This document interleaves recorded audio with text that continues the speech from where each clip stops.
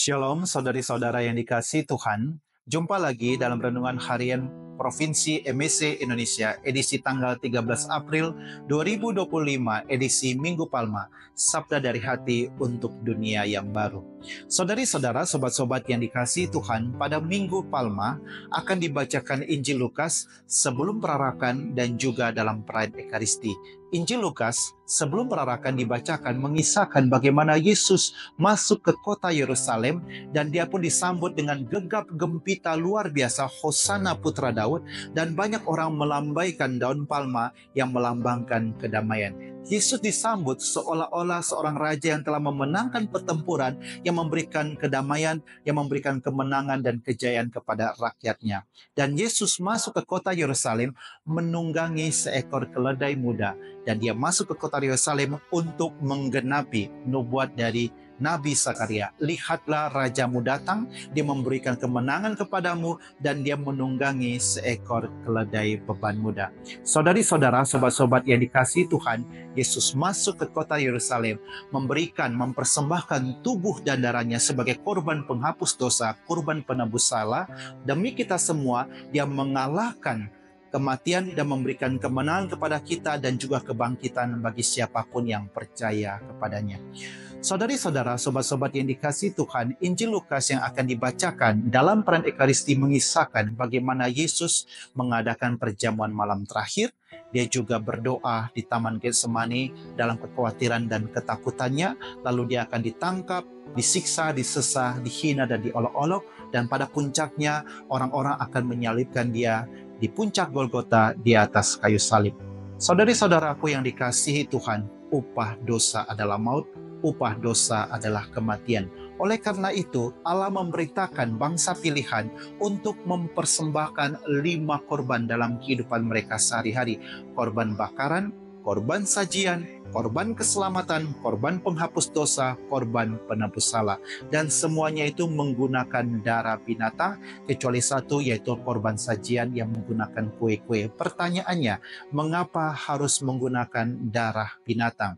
Upah dosa adalah maut, upah dosa adalah kematian. Siapapun yang berbuat dosa harus mati di hadapan Tuhan, dan itulah keadilan Tuhan. Tetapi Tuhan memberikan cara supaya bisa lepas dari segala ikatan dosa, kematian akan dosa. Dia memberikan kerahimannya, yaitu mempersembahkan korban-korban. Tetapi sayangnya, darah binatang yang mengandung kehidupan tidak bisa menebus dosa manusia sampai kekal untuk selama-lamanya. Darah binatang itu bersifat temporal. Karena manusia yang berbuat dosa, maka itu harus ada darah manusia yang untuk menawarkan kematian tersebut. Pertanyaannya, siapa yang harus dikorbankan?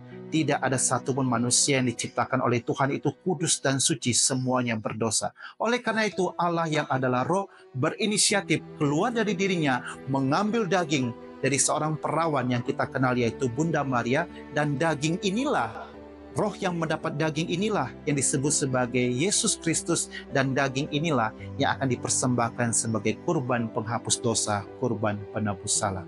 Saudari-saudaraku, sobat-sobat yang dikasihi Tuhan, Yesus diperlakukan seakan-akan seperti domba pada perjanjian lama.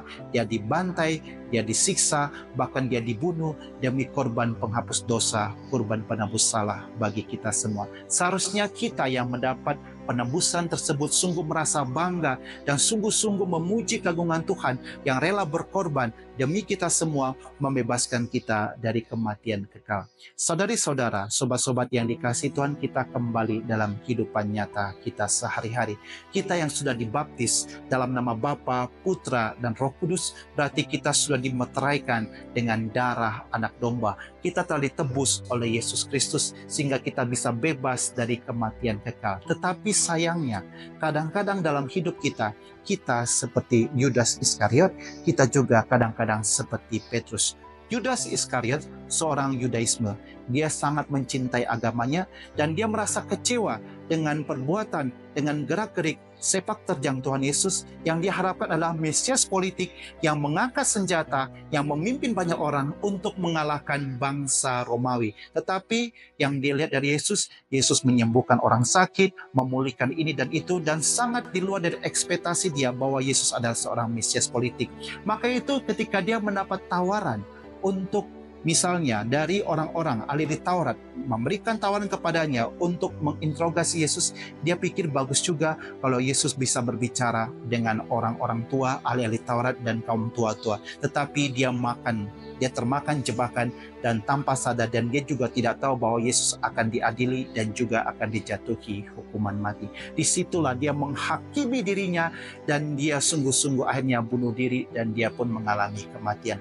Saudari-saudaraku, sobat-sobat yang dikasihi Tuhan, dalam kehidupan sehari-hari, kadang-kadang kita kecewa dengan Tuhan. Kita sudah berdoa setengah mati, kita sudah berbuat kebaikan dengan luar biasa, tapi kadang-kadang kita merasa kecewa karena Tuhan tidak menjawab doa-doa kita. Mengapa keluarga saya tidak akur? Selalu ada masalah, kita kecewa kepada Tuhan. Apakah Tuhan tidak mendengar doa-doa kita? Tuhan mendengar doa-doa kita. Tetapi Dia ingin kita lebih lagi berusaha dengan segala kekuatan kita untuk mencari Dia. Sungguh-sungguh mencari Dia. Dan saatnya iman kita kuat seperti Ayub, maka segala pun akan dipulihkan kepada kita dan rahmat dan berkat akan diberikan kepada kita. Dan kadang-kadang juga kita seperti Petrus yang pada awalnya begitu semangat, bahkan mencintai Tuhan dengan luar biasa. Segala rahmat dan berkat kita terima, kita mencintai Tuhan, kita sungguh-sungguh mengimani Tuhan. Tetapi ketika ada masalah bertubi-tubi menghantam kita, bahkan mengancam iman kita, kita bisa cepat menyangkal dan menolak Tuhan. Sobat-sobat, saudara-saudaraku yang dikasihi Tuhan, mari kita belajar dari kesalahan dua murid Yesus ini. Kita belajar dari kesalahan mereka dan berusaha untuk menjadi murid yang sungguh-sungguh beriman dan percaya kepada Tuhan. Petrus, meskipun dia menyangkal Tuhan, tetap dia mengikuti Tuhan Yesus. Dia tidak menghakimi dirinya, tetapi dia tetap mencari Yesus. Dan akhirnya Yesus pun memberikan pengampunan 3 kali kepadanya di tepi danau. Sobat-sobat, saudara-saudaraku yang dikasihi Tuhan, kadang-kadang kita seperti Yudas, kadang-kadang kita seperti Petrus. Mari kita juga berjuang menjadi murid Yesus yang luar biasa, tetap beriman, tetap semangat, tetap menjalankan cinta kasih. Tuhan menyertai kehidupan kita semua. Shalom, Tuhan memberkati Anda semuanya.